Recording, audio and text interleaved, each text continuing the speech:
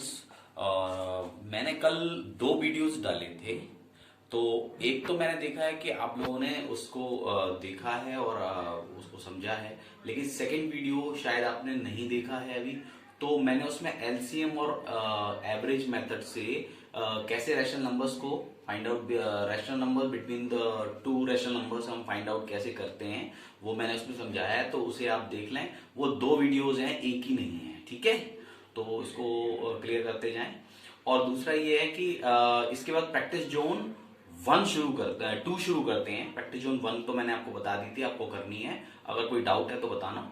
और practice zone two में first question क्या है? प्रैक्टिस जोन टू में फर्स्ट क्वेश्चन है find three rational numbers, find three rational numbers between -2/3 and 1/4 by LCM method. ठीक है, तो एलसीएम मेथड से हमें फाइंड आउट करना है कि इन दोनों के बीच में नंबर्स जो है कितने, थ्री नंबर्स निकालने हैं। ठीक है, तो मैं इसको पहले कर चुका हूं, लेकिन फिर से मैं आपको समझा देता हूं।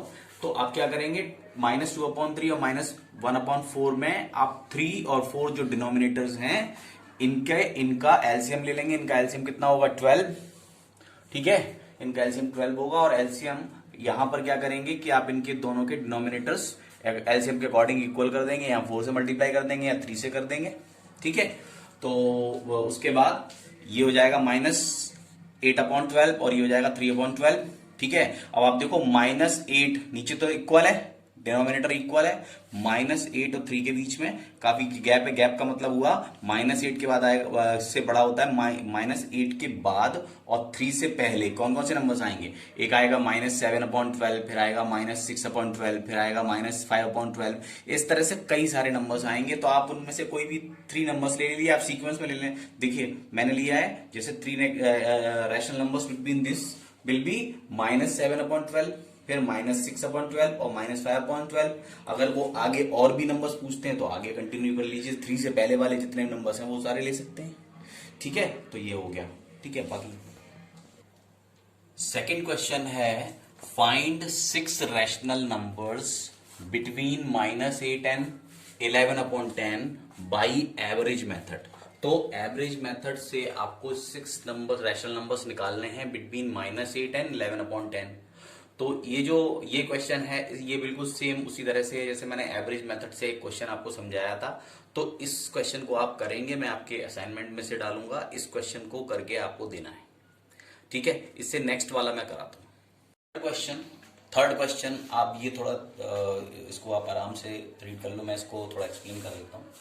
A number lies between -3 and 3 on the number line. ठीक है, नंबर लाइन पर -3 और 3। ठीक है, नंबर लाइन आपने बना रखी है। नंबर लाइन पर -3 और 3 इसके बीच में एक नंबर है, एक नंबर लाई करता है। It is located exactly Midway between 1/2 and 2/3 of the total distance from -3। ठीक है, इस लाइन का मीनिंग समझे? -3 से एग्जैक्टली दो डिस्टेंस दिए हैं, एक दिए हाफ। टोटल डिस्टेंस जो भी है, टोटल डिस्टेंस -3 से 3 के बीच में होगी।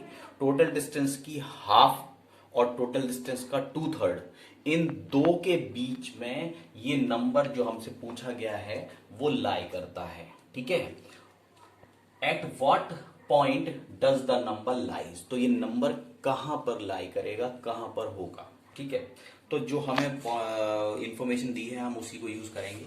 इसका सोल्यूशन क्या हुआ कि -3 से 3 के बीच में नंबर लाइन को मैंने इस तरह बना लिया, 0 से 1 2 3 इस तरफ और 0 से -1 -2 -3। तो अब आप देखो कि -3 से 3 के बीच में जो डिस्टेंस होगी टोटल वो कितनी होगी? 6 यूनिट्स होगी ना। 1 2 3 4 5 6, तो ये डिस्टेंस कितनी होगी? 6 यूनिट्स होगी।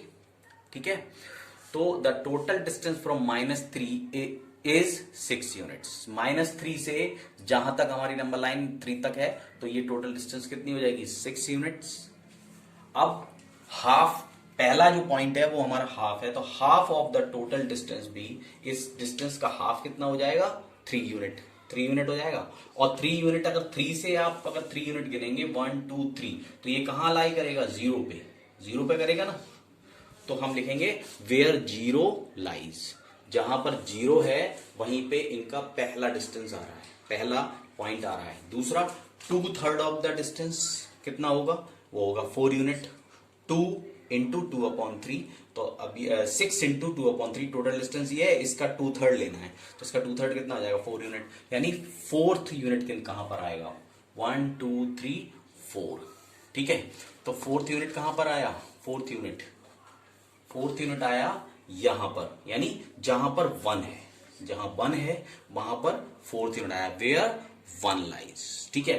तो इसका मतलब है हाफ वहां पर आया जहां 0 लाई करता है, 2/3 वहां पर आया जहां 1 लाई करता है, और नंबर क्या है, नंबर एग्जैक्टली इनके बीच में है, तो आंसर क्या हो जाएगा, number will lie exactly between 0 and 1, तो वही आंसर हो जाएगा। सो नंबर एग्जैक्टली लाई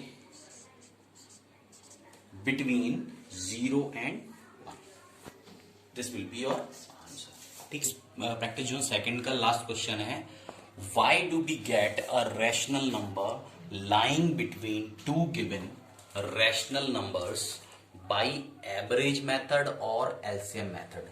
क्वेश्चन क्या है कि हम एवरेज मेथड और एलसीएम मेथड, यही दो मेथड से ही क्यों रैशनल नंबर्स को कैलकुलेट करते हैं। जब हमें रैशनल नंबर फाइंड आउट करने हैं between the two rational numbers, तो हम ये दोनों मेथड ही क्यों लगाते हैं, हम एवरेज मेथड और एलसीएम मेथड को ही ज्यादा अच्छा क्यों मानते हैं, हम इन्हीं को क्यों सिलेक्ट करते हैं।